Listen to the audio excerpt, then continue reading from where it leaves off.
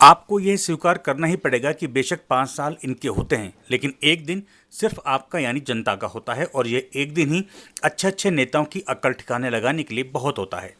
आज का वोटर पहले वाला वोटर नहीं है, बहुत ज़्यादा समझदार है। वो जानता है प्रदेश और देश की सरकार उसके साथ क्या कर रही है।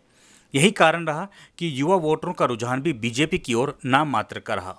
गांव हो या शहर, हर गली मोहल्ले थड़ी चौराहे और तो और सरकारी ऑफिस में इसी को लेकर चिंतन हुआ। हर शख्स ने यही कहा कि बीजेपी हो या कांग्रेस या फिर अन्य कोई भी दल, सभी को इस चुनाव परिणाम से सबक लेने की आवश्यकता है। यदि अभी भी इन दलों ने सबक नहीं लिया तो फिर आने वाला पल इन्हीं वोटर्स का है। कोई भी दल डिजिटल विज्ञापनों पर कितना भी पैसा पानी की तरह बहा दे, जैसा इस चुनाव में देखने को मिला, लेकिन होता वही है जो जनता जनार्दन चाहती है। बेशक एनडीए गठबंधन के संसदीय दल की बैठक में सर्वसम्मति से फैसला लेते हुए नरेंद्र मोदी को नेता चुन लिया गया है और नरेंद्र मोदी तीसरी बार देश के प्रधानमंत्री बनने जा रहे हैं।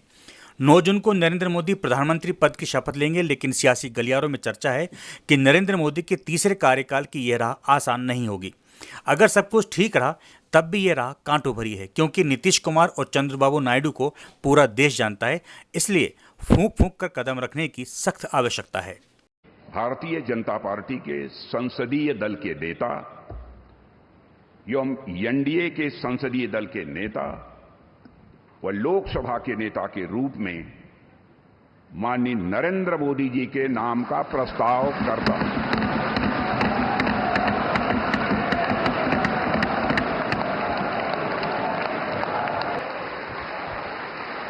खैर, अब आते हैं हम मुद्दे पर। इस चुनाव में अयोध्या का जिक्र हर जनसभा में किया गया, लेकिन हुआ क्या? एनडीए को सबसे भारी नुकसान उसी प्रदेश से हुआ जहां से रास्ता सीधे केंद्र में जाता है। उत्तर प्रदेश में सीटें बढ़ाना तो दूर, ये अपनी सीटें भी नहीं बचा पाए।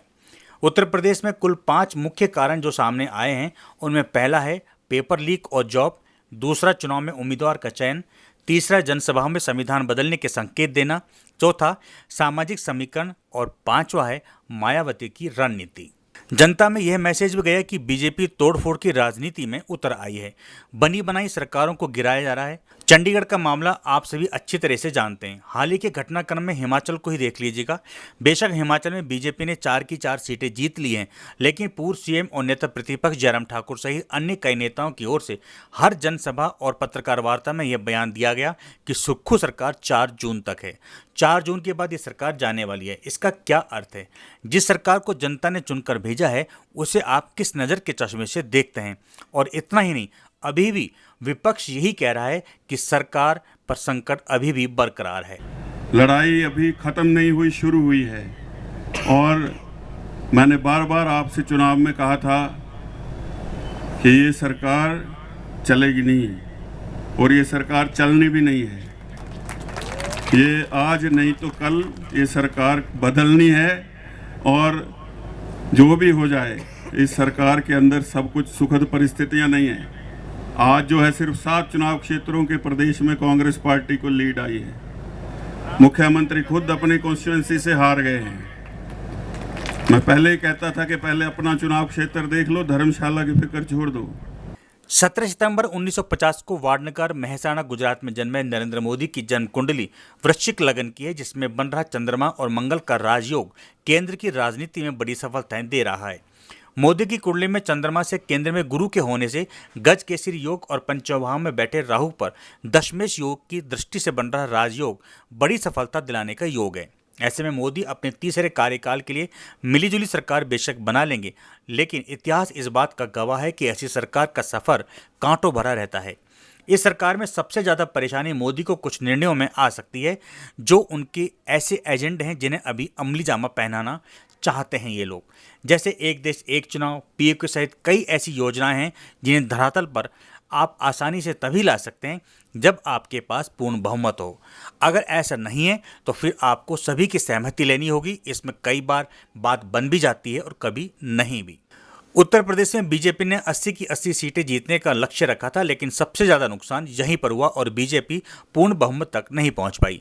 हैरानी की बात तो यह है कि मिली करारी हार पर आज दिन तक सीएम योगी आदित्यनाथ का कोई बयान सामने नहीं आया। सीएम योगी एकदम चुप्पी साधे हुए हैं। सियासी गलियारों में तो यह भी चर्चा है कि सीएम योगी के पास एक लिस्ट तैयार है जिसके जरिए वे बता सकते हैं कि टिकट वितरण के समय उन्होंने किन किन लोगों का विरोध किया था और ये सभी धराशायी हो गए, जबकि सीएम योगी ने ऐसे लोगों को टिकट नहीं देने की बात पहले ही कर दी थी। पीएम नरेंद्र मोदी के इन 10 सालों के कार्यकाल में देखा गया कि पीएम मोदी जो कहते थे पार्टी में वही होता आया है, लेकिन इस बार बनने जा रही सरकार में आप सभी को बदलाव देखने को मिलेगा। यह बदलाव पार्टी के अंदर भी और सरकार के अंदर भी, क्योंकि इस बार बीजेपी के पास पूर्ण बहुमत नहीं है। जिन सितारों के दम पर बीजेपी सरकार बनाने जा रही है उन सितारों का इतिहास भी आप सभी भली भांति जानते हैं। नीतीश कुमार और चंद्रबाबू नायडू ऐसे नेता हैं जो कभी भी करवट बदल सकते हैं। यह हमेशा अपना भला जानते हैं। वर्ष 2014 से पहले की बनी व्यवस्था को सुधारने और समझने में मोदी को 5 साल लग गए थे। इसके बाद ही मोदी ने 2019 में अपनी योजनाओं को धरातल पर लाना शुरू किया था, लेकिन इस बार ऐसा होने के चांस कुछ कम दिखाई दे रहे हैं। आखिर किसी न किसी मोड़ पर ऐसी कोई कमी रही जिसके कारण 400 तो दूर 272 भी नहीं ला सके। इसलिए मैंने पिछले कल भी यही कहा था कि यहाँ पर गौर करने वाली बात यह है कि यह जीत का इस सवाल भी छोड़ गई है। इस सवाल पर बीजेपी को चिंतन करने की जरूरत है, क्योंकि यह अंतिम चुनाव नहीं है। भविष्य में अभी और भी चुनाव होने हैं और लड़ने भी हैं। मैं यही कहना चाहूँगा कि बेशक नरेंद्र मोदी समर्थन जुटाकर सरकार बना लें, लेकिन 2019 के कार्यकाल में आपने जो मान सम्मान इस देश को विश्व पटल पर दिलाया है उसे गिरने मत देना, क्योंकि कुछ ऐसी ताकतें भी हैं जो भारत पर नजरें गाड़े बैठी हैं। साथियों, इस वीडियो से आप कितना सहमत हैं हमें कमेंट्स करके अवश्य बताएं, क्योंकि देश का सवाल है।